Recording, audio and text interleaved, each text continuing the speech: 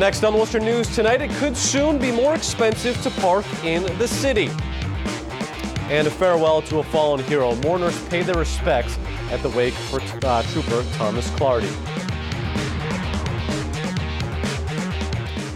Good evening. Thanks for joining us. I'm Tim McCone. A truly touching sight. More than 1,000 law enforcement officers lining up outside a Hudson church today to pay their final respects to a fallen state trooper. Trooper Thomas Clardy died last week after his cruiser was hit by another car on the Mass Pike during a traffic stop. Our Michael Rosenfield has more on today's emotional scene. The law enforcement family paying tribute to Massachusetts State Police Trooper Thomas Clardy. They came from across the state and around the country. Troopers Jonathan Brown and Darren Specht worked with Trooper Clardy at the Charlton Barracks. You go out and you patrol every day and you watch the news and that's not around here, that's on the other side of the country. But when it happens here, it hits close, especially with a good friend like Tommy. Tommy loved his job, just like he loved the Marine Corps and just like he loved his family. I mean, you know, most could be said, if anything. He spent more time with us than he did at home. That's how much he loved working. But while he was working, he knew he was doing it for the better good to support his family. There were 1,120 troopers and police officers here. State police know the exact number because one of Trooper Clardy's little girls counted every single one who paid tribute to her dad. They're coping with it as best they can. You know, some of the children are younger. And this is a lot for them to take on. So they're doing the best they can with it, and they're in good spirits right now. Massachusetts Governor Charlie Baker and Lieutenant Governor Karen Polito greeted some of the mourners in line outside St. Michael Parish. And we know this community will be here for this family, but we both, you know, I got 3 kids, and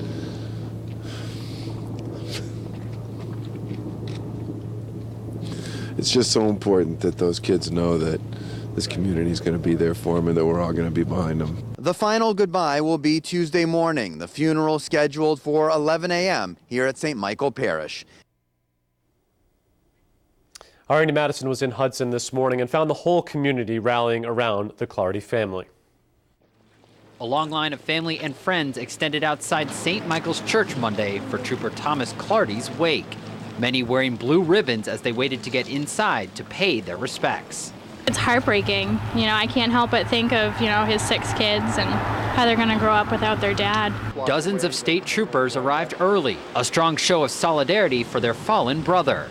American flags lined the streets outside the church. Shelby Smith put up this sign before the wake started. It's my, you know, just my little contribution to show my support and to, you know, say that I'm sorry for what happened. Clardy was killed last week when his cruiser was hit by a car on the Massachusetts Turnpike. He leaves behind a wife and a young family who were surrounded by state troopers as they went inside the church. I've known Emma for a little while, and my prayers really do go out to her and her family. I've known her for a really long time, as I've said, and it's just really quite a tragedy what happened to her father. It's sad. He was a good guy. He has a lot of kids and, you know, fighting for us. He was many things to many people. The long line into the church serving as a symbol of the lives he touched during his career as a state trooper. I think sometimes we don't appreciate it as much until we see something like this happen. And then we realize just what they have at stake when they go to work in the morning. Andy Madison, Worcester News Tonight. President Obama met with Cuban President Raul Castro this afternoon. It's part of a historic trip to Cuba aimed at normalizing relations between the two countries. Congressman James McGovern is on the trip with another Massachusetts Congressman, Seth Moulton.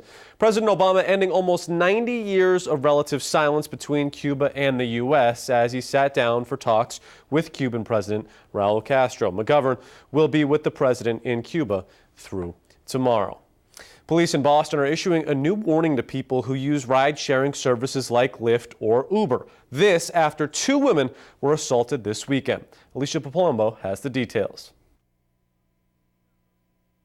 Ride-sharing services to be cautious after 2 women were allegedly sexually assaulted in separate, likely unrelated incidents when they thought they were using rideshare services in Boston this weekend. These people are out there and they obviously think it's okay to do these things. Boston police say the first alleged sexual assault was just before 3 a.m. Sunday, where a woman arranged a pickup on Lansdowne Street and got into a car where the driver admitted he wasn't her driver, but offered to take her anywhere as long as she sat in the front seat. If somebody's telling you, oh, I'm not the Uber driver you called for, you shouldn't be getting in the car. Lyft released a statement saying, in part, a Lyft driver was dispatched to pick up a passenger in the South End. When the driver arrived at the designated spot, he called the passenger. However, the passenger never got into his car and wound up canceling the ride. The second incident was a woman picked up at 2 Center Plaza just after 3 a.m. and told to sit in the front seat, who was allegedly sexually assaulted when she was driven home to Mission Hill. I think it's really scary. It's tough because, it's so easy to just hop in an Uber, call for an Uber, and get ready to go right away. But it's kind of a risk at this point. Uber released a statement saying, in part, we are working with Boston police to aid in their investigation of these incidents. Boston police say it appears neither driver was affiliated with a legitimate ride-sharing service. This is still under investigation, and this is one of the concerns I had with the bill in the legislature, that, one of the components of the bill that's not in there that allows the city of Boston to do some of our own, put some more restrictions on there. Both Uber and Lyft urge their users to match the photo ID of the driver and the make, model, and license plate of the car that's supposed to pick them up. Anyone with any information of either of these alleged sexual assaults is asked to call Boston police. In Boston, Alicia Palumbo, Worcester News Tonight. 2 juveniles are facing charges in connection to a paintball gun shooting in Harvard. The incident happened in the area of Still River Road on Saturday. As an officer arrived to investigate, his cruiser was hit by a paintball. He also witnessed 2 juveniles running away and managed to chase them down. In searching the area, the officer found a paintball gun, a realistic-looking BB gun, several knives, as well as alcohol. Well, we first told you about the possibility of Chick-Fil-A coming to Worcester earlier this month. Tonight, big step forward in making that a reality. The Zoning Board of Appeals Monday night approved permits that would allow the restaurant to go into the old Millbrook restaurant off of Gold Star Boulevard. There's already a Chick-fil-A in Westboro, and the chain just recently opened another location in Framingham.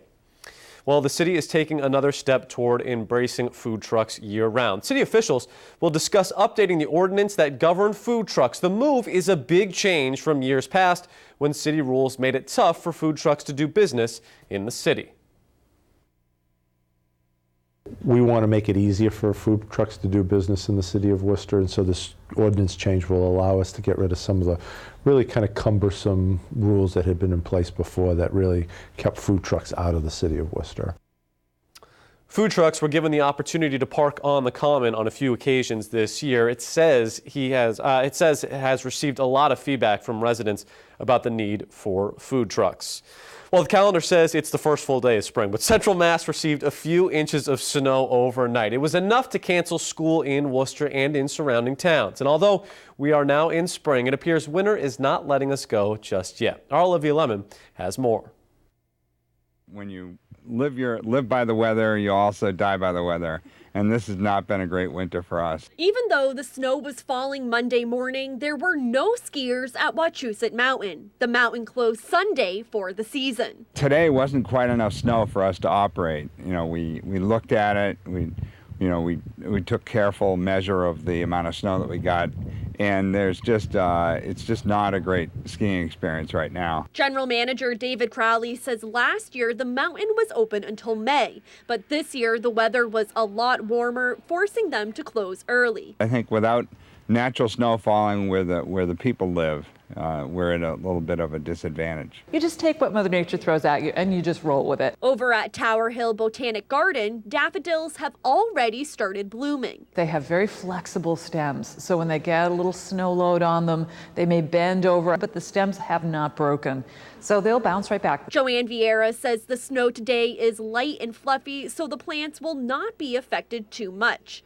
She says this winter has been warmer than usual, but today's snow is not uncommon for this time of year. Don't really get too alarmed about it with most plants because many of them are tough enough that they can withstand these kinds of changes in the winter conditions because that's what they're accustomed to. Olivia Lemon, Worcester News Tonight. Well, it's March Madness of a different kind this week in Worcester. The city is hosting the NCAA ice hockey tournament. For fans, it means seeing some great hockey. And for city businesses, the regional means big money. Our Brittany Schaefer has the details. The city is preparing to host 4 of college hockey's top teams this week. The NCAA Northeast Regional is returning to the DCU Center.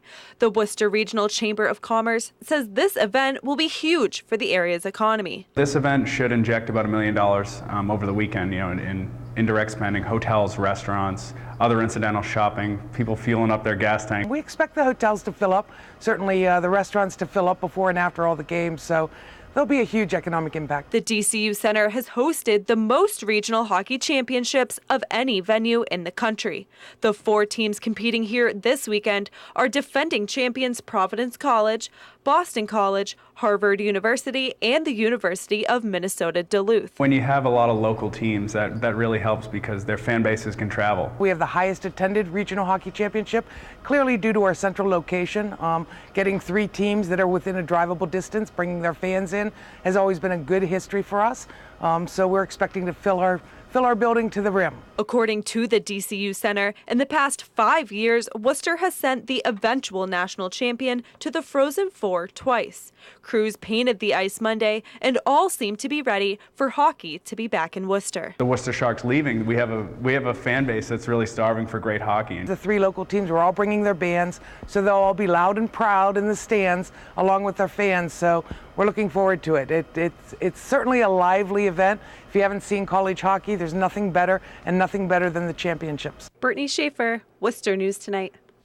Well, the city of Worcester is looking into potentially increasing the rates charges drivers to park at city parking garages. DPW Commissioner Paul Musi says the city's 4 public parking garages need more than $17 million in repairs and renovations. That's according to the city. The largest one, the Pearl Elm Garage, needs more than $10 million in improvements. There's no immediate word yet on what the possible rate increases would